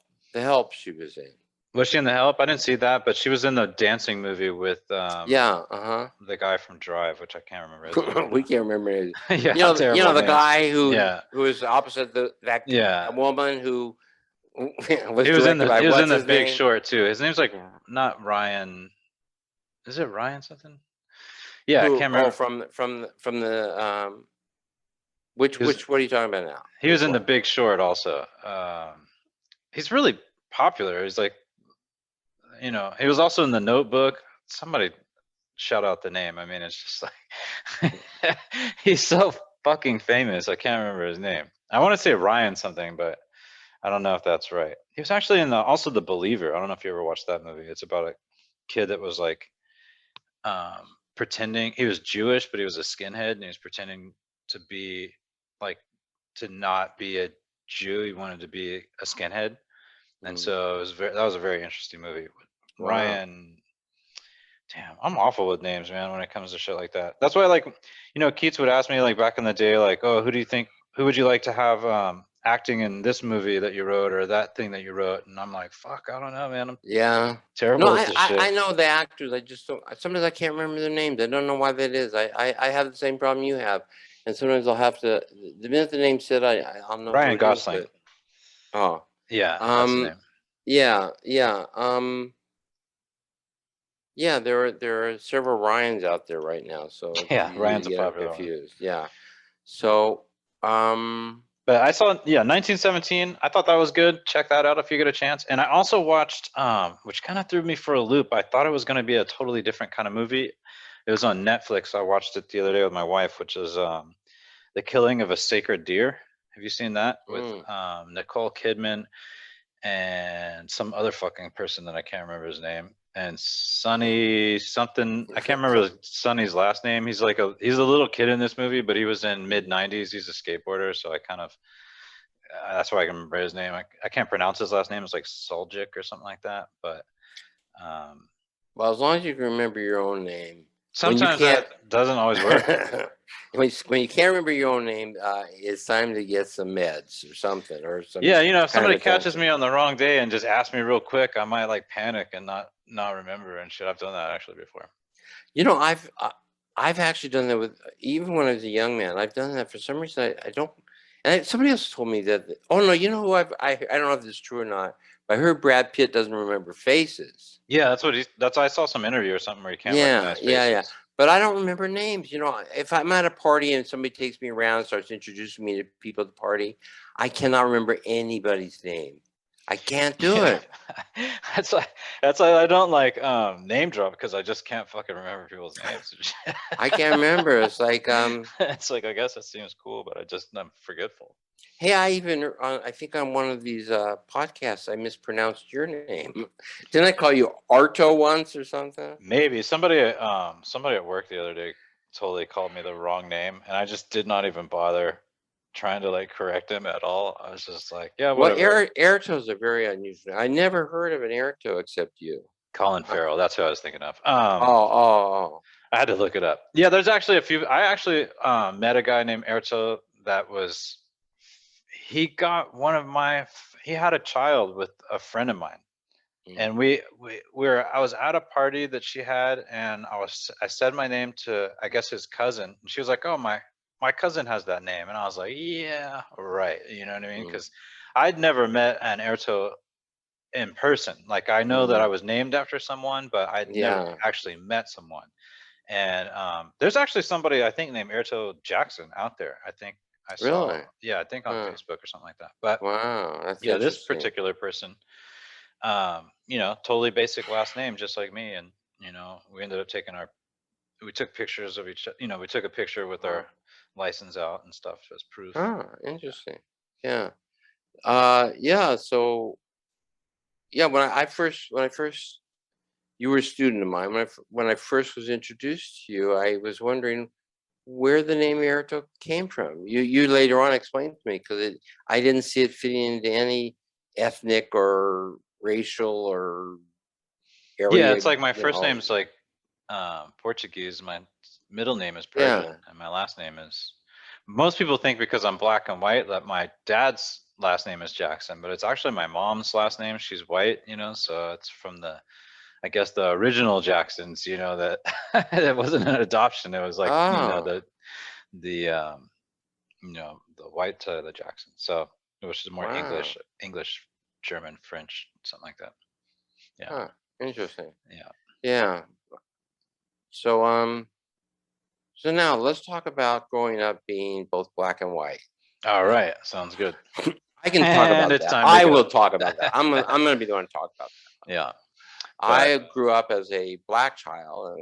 I'm doing The Jerk, the movie The Jerk. Remember that? I wonder if that movie would play now. You know what I mean? I feel like now, like, people wouldn't I mean, it's still a classic. People still talk about it being like something they really enjoy. It was a funny movie. It was one of those with a lot of funny stuff, but it also had some scary stuff in it. Yeah. I mean, it was comedy. It was all comedy, but what it was based on was a scary notion that, these crazy people out there in the world. I love Steve Martin. I used to listen to his albums and stuff. I was really into Steve Martin. He said some of the funniest shit I've ever heard. So yeah, I saw him in person a couple times, and he was very funny on stage too. And he's very smart, and so he just had a wonderful act where he used corny, cheesy, simple things like the arrow through his skull fake thing and all that. But he has a suit, so it's like he knows how to pull it off. So he would turn these simple things into very funny moments. And yeah, he's one of my favorite people, both as an actor and as a stand-up. Yeah, he's great in serious roles, and he's great in comedy, but he's funny. He's a funny person. He's a funny man. Yeah, he is. But he's very introspective, very thoughtful. Yeah, and I've always really liked his comedy, and I once hired him. On the Tracy Ullman show. He it's like I say, it's kind of like an understatement saying I hired him, or an overstatement, because he did it because he liked the show. I mean, there's no way I could have hired him because he was a movie star even then and way beyond our budget. But he liked the show, and we found out through somebody who said he liked the show. So we had our people talk to his people, and and they came to an agreement, and he said he'd do this show for nothing. Yeah, we couldn't afford his fee, and he didn't want to establish that he would work for less. Yeah. So he said he loved the show, so he was going to do an episode for nothing. Wow. And so now you can't really do a show for nothing. You had to be paid scale or something. Scale for the Actors Guild. Yeah. And so, but that was an insult if you gave him. So you gave him that. Really gave it to charity, I believe. I remember. And then we presented him with a Vespa. Remember what Vespas are? For sure. Yeah, and he loved it. He loved it. It was just a little motor scooter, and that's what we gave him as a gift. Yeah, that's we couldn't afford to pay him, and he, as I said, he was improvised a lot. We wrote stuff for him. He did what we wrote, and he improvised as well. He was really easy to work with. He was a funny, nice guy. He's like he's a kind of one of these dream actors to work with, because he just likes doing it, and he's very cooperative and very smart. But yeah, I love Dirty Rotten Scoundrels. That's a great movie. Have you ever seen that one? Yeah, I could name off so many different movies of his that I really enjoy. I even liked him one where he wasn't funny, but he was charming. Was something like Father of the Bride, I think it was. Father of the Bride was good. Grand Canyon was good. I don't know if you ever saw that. He was so good in that, just being a charming person, not being funny at all, but being somebody you just wanted to be around, Yeah, he was on a string of movies for a while. He did a string of like really popular movies for a little bit. He worked about as much as he wanted to work, and now he's doing stand-up again with Martin Short. They're touring and doing stuff, and it's good. And they're doing a series as well. They're doing a series, some mystery series, a death, something that's about a building where people keep getting murdered or something. But he's doing that as a series. He tours doing stand-up, and he's got to be approaching 80, but he doesn't seem it at all. And God, he's just got so much youth in his spirit and his presentation. Is just a great entertainer. Yeah, you know what he did that was really smart is he went gray early. So then he has a timelessness about him. Yeah, he does. That's true. He was gray as a young man. Yeah, so that was very a smart move. He was gray. Well, I don't know that.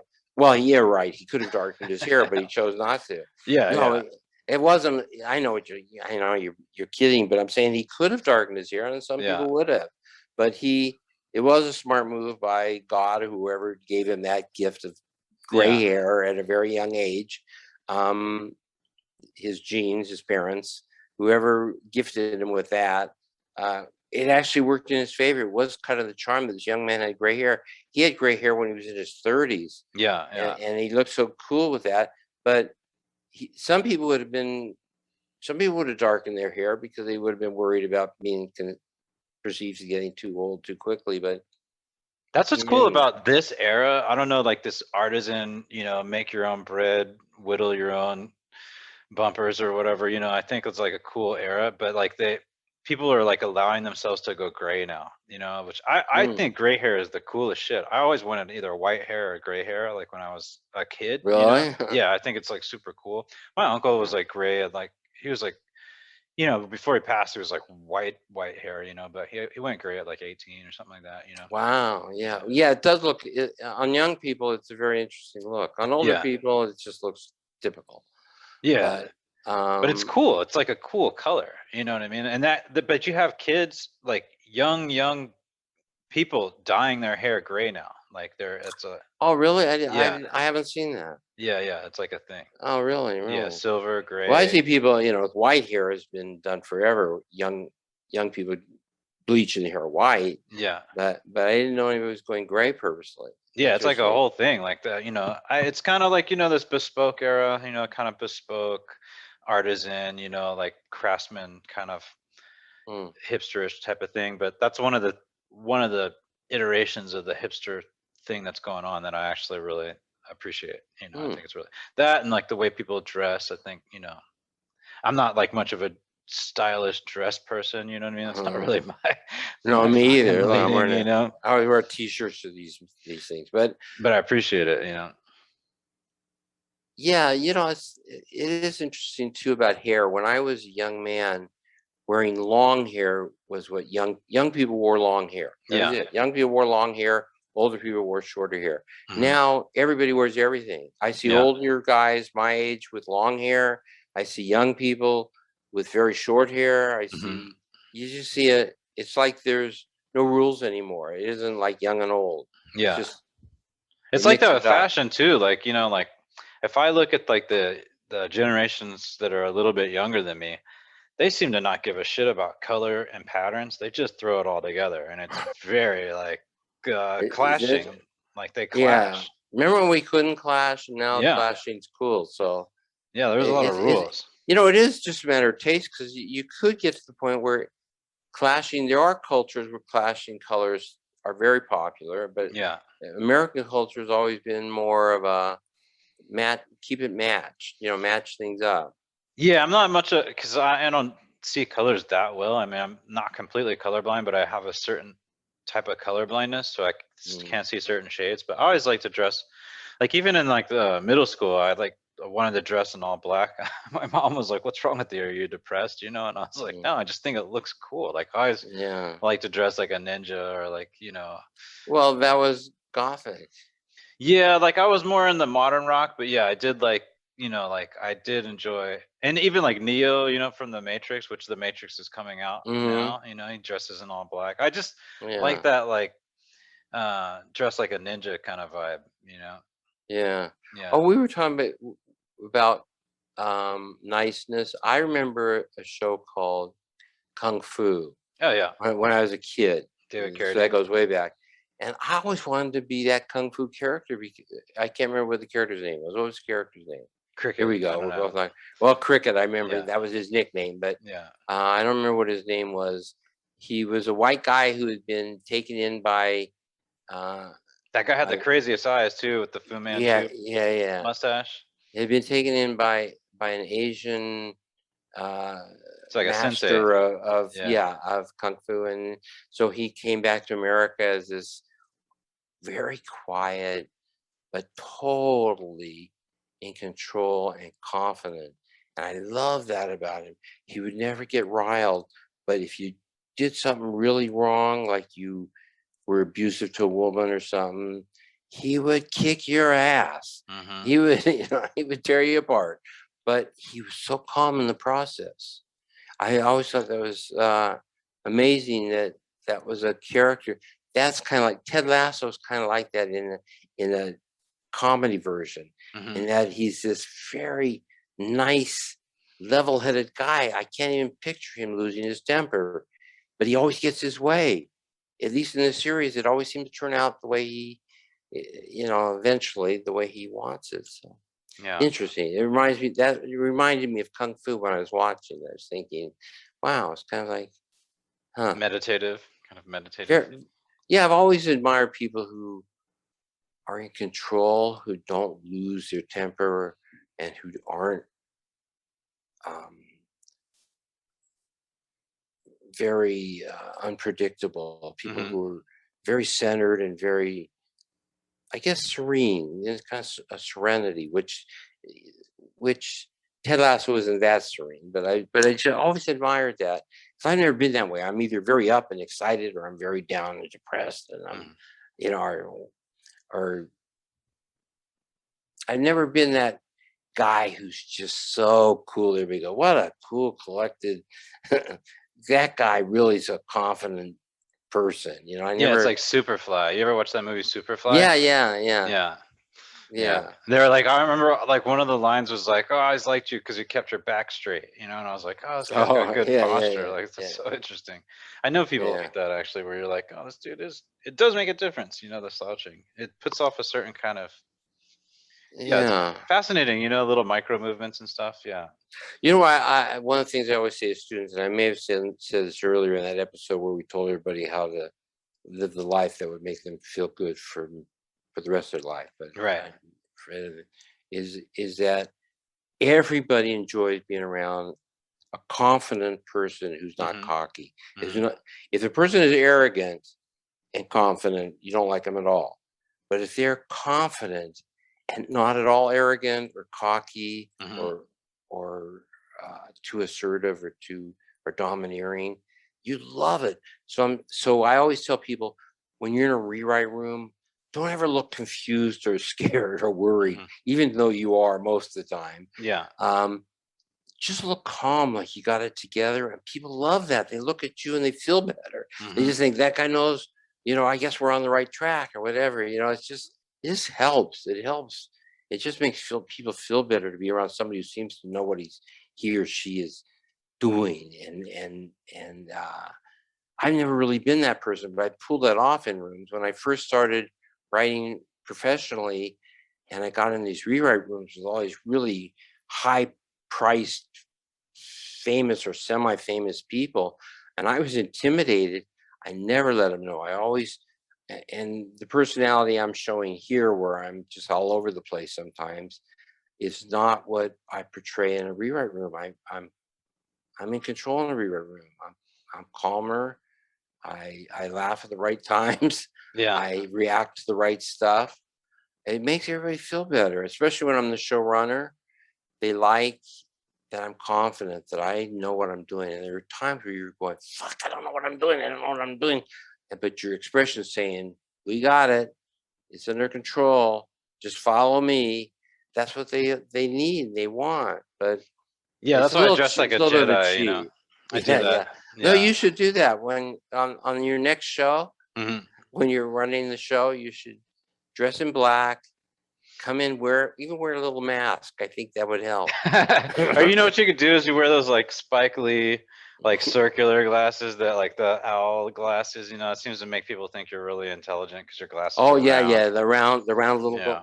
kind of little. Yeah, yeah, yeah. Call them spectacles. But Yeah, confidence is a big thing. Confidence, I fall for it too. When somebody seems confident and they're like where you're in a jury room or whatever, the confident person is always the one that makes everybody feel better. It's these nervous people that you want to kick out of the room, and that's where the rewrite room is true. The nervous, too anxious, pitching too much, too loud, too whatever, they don't make you feel good. It's the confident one who just pitches once in a while with really good stuff.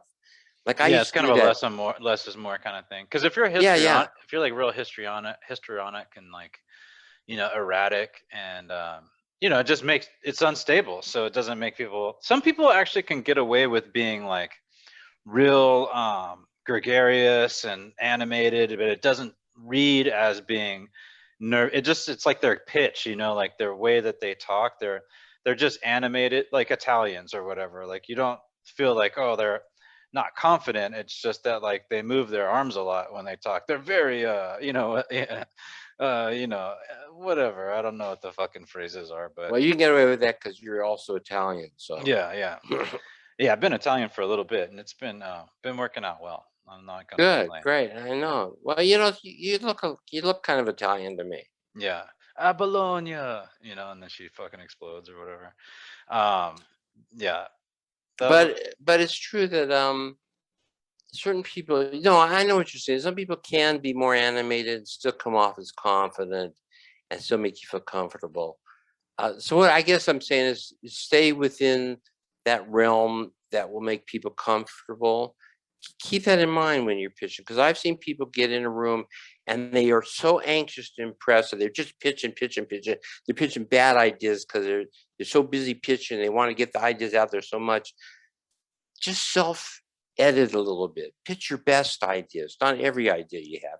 Your best ideas, um, and portray a confident person. Be a confident person, and that's why I say this is another thing I say that I think is important is know the language. I mean, we all speak English, but a lot of people think because they're writing for television and and dialogue is pretty much random. Most people don't speak perfect English, so you don't need to speak perfect English or even very good English in a lot of the shows you'll write. But if your stage directions or your action lines or your descriptions are really well constructed using very strong precise English language, precise. Yeah. Um, if you show a command of the language, people are impressed by that too. And so when it's just, again, if you're just trying to pitch everything that comes to your mind, you get to look a little sloppy, and again, it makes people uncomfortable. If you pitch your best stuff, people are impressed by that. And so go into these rewrite rooms not looking like you're scared or that you're over anxious.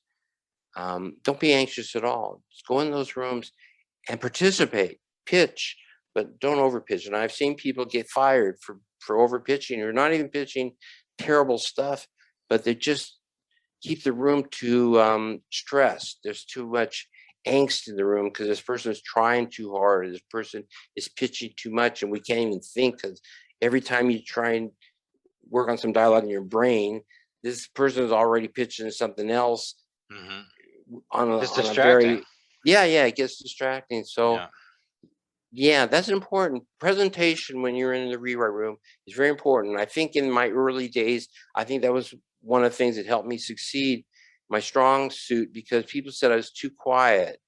And the people who were hiring me would always say, gee, we're worried, you're so quiet, you're so calm. And then I get in the rewrite room, but I pitch a lot. And so I wouldn't be quiet, but I also wouldn't try to overcompensate by being a big pitcher. So I always had a nice balance, and I always seemed to strike a good rapport with the showrunners until I became the showrunner, and I think I had a good rapport with my writing staff because of that sense of not being anxious or too urgent. Yeah, it's important to say words good. I I want to because we were talking about this the other day. This is totally unrelated, but when we were talking about Real Housewives of Utah or Salt Lake City, yeah. Salt Lake City. So the thing where she was saying that I watched an episode. I watched the episode, and there she was saying the thing with the thumbs up. You know what I mean? And you were saying like, oh, is thumbs up mean like F you or whatever? Mm-hmm. Yeah, it's not that thumbs up means F you. It's just that in that context, a thumbs up for her, signifies F. It's not Yes. like a widely known thing. It's just that like I remember thinking I was thinking about that, and I was like talking to Jen, and I was like, does thumbs up mean F you in different cultures? And we're like, I don't think so, because it could, sometimes in different cultures mean different things. But when we watched the show, I was like, oh, that's what Ken was talking about, because they brought that up. She was being like, like, yeah, cool, good job, like, but sarcastically. Yeah, it was sarcastic the way she used it, but I wasn't sure because some people I know pretty well. Some people I know pretty well were telling me that besides my daughter is the first one who mentioned it to me.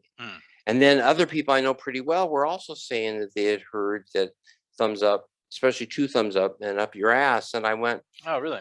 yeah. I said, gosh, I don't think so. I mean, there was a whole show where the critics either did 1 thumb up or 2 thumbs up. 2 thumbs up was good, and 1 thumb up was according. 1 thumb up, 1 thumb down was. So I can't be that. But in this particular episode you're talking about, clearly a thumb up meant up your ass, a thumb up your ass. So who knows? Gosh, it's so hard.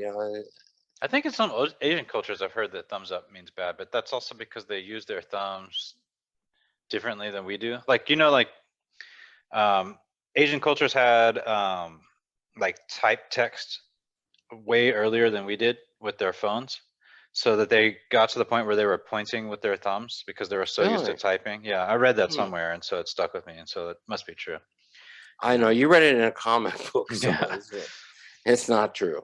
No, it may be true. I don't know. Yeah. But yeah, I just thought I remember thinking of that because we started watching Housewives of Salt Lake City, and that's a very interesting Well, somebody told me that version of that in Housewives. some, and I don't know where, but some Asian cultures or some Eastern cultures that shaking hands is considered rude because they don't know where your hand's been, literally.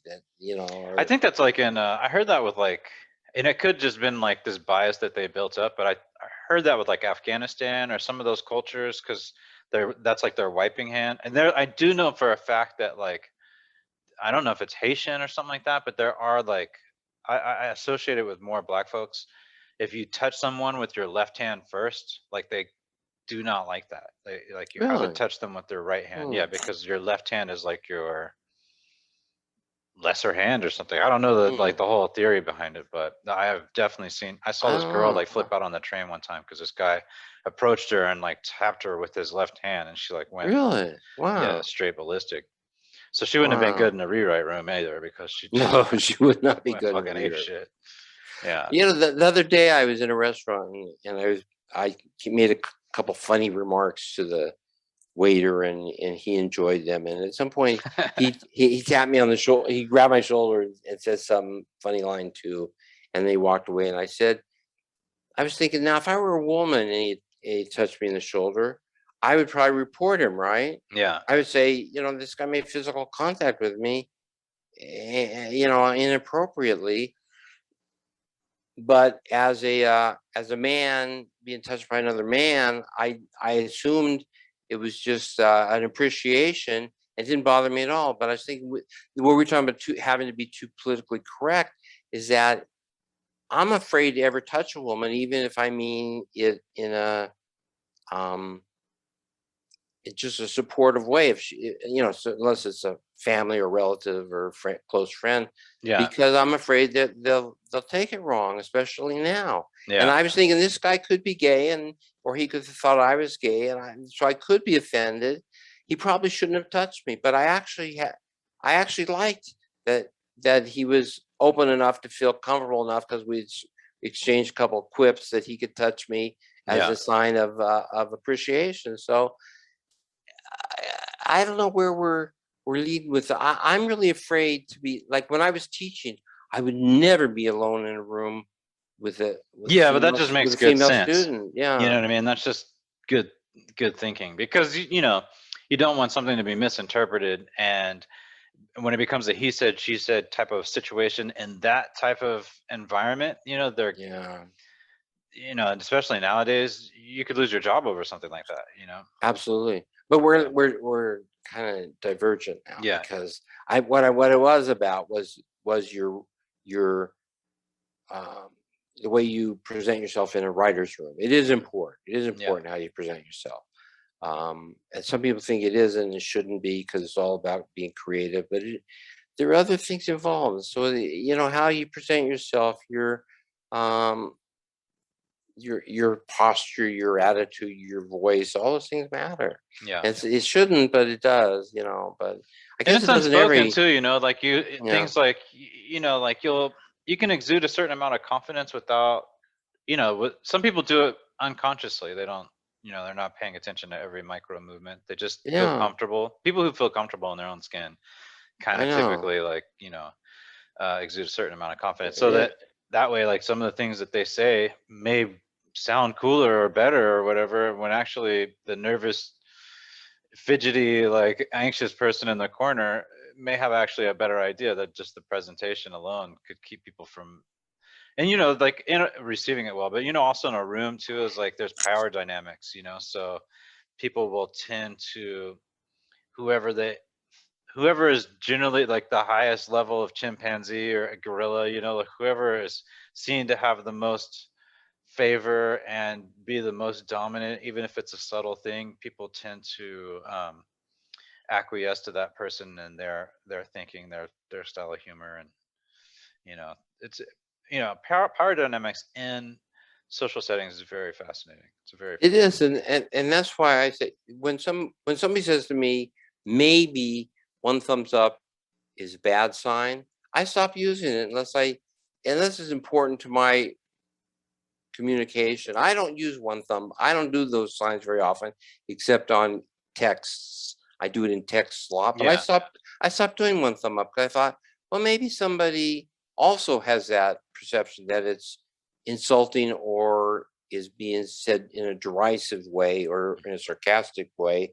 And I don't want that confusion. So I stopped doing one thumb up, and maybe I shouldn't, but maybe I should. I don't know. And if it really were important, if I really used it a lot, I would check it out. I would really check it out and see what it is. But I don't do thumbs up anymore.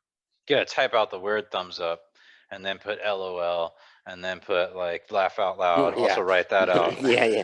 Please don't misunderstand me. Don't be offended. That's in a rewrite room. Say, I'm going to pitch a joke. I'm not sure if it's good. It just came to my mind. Just say it already. I see people apologize and disclaim. I like to write out emojis. I think that's funny.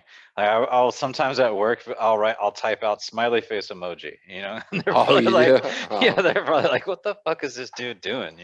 This is not the time to be funny. But I really would like to see more of Ted Lasso, because I think I'm gonna check it out. I'm gonna check it out for sure. I would like to see what your reaction is beyond the pilot, because I think it's really cool that now you've given everybody your reaction on the pilot alone. And now after you've seen a few episodes and tell them how you feel, I think it's going to reflect on how shows develop from pilots.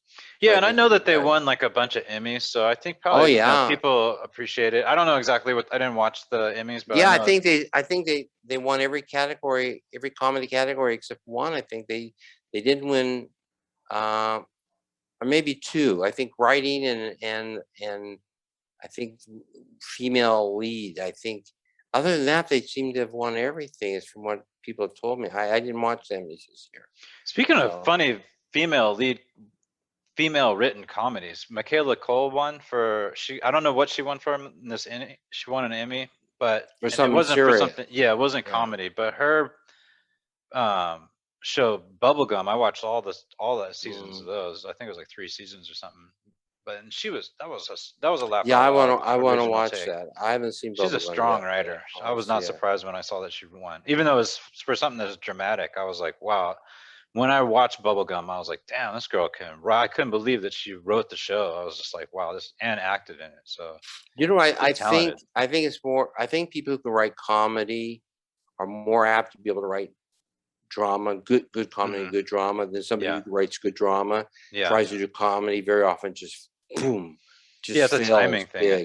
So I think it's easier to cross from comedy to drama than it is to go the other way. I think what it is too is it's not just timing. It's that like most people don't understand that what you're doing when you're being funny is sometimes coming from a place of discomfort or pain or frustration with something, or things aren't the way they should be, and so you're poking fun at that thing. You know what I mean? And so that's where, at least for me, like some people would be like, oh, you have like a dark sense of humor or whatever. It's because of the things that bother me.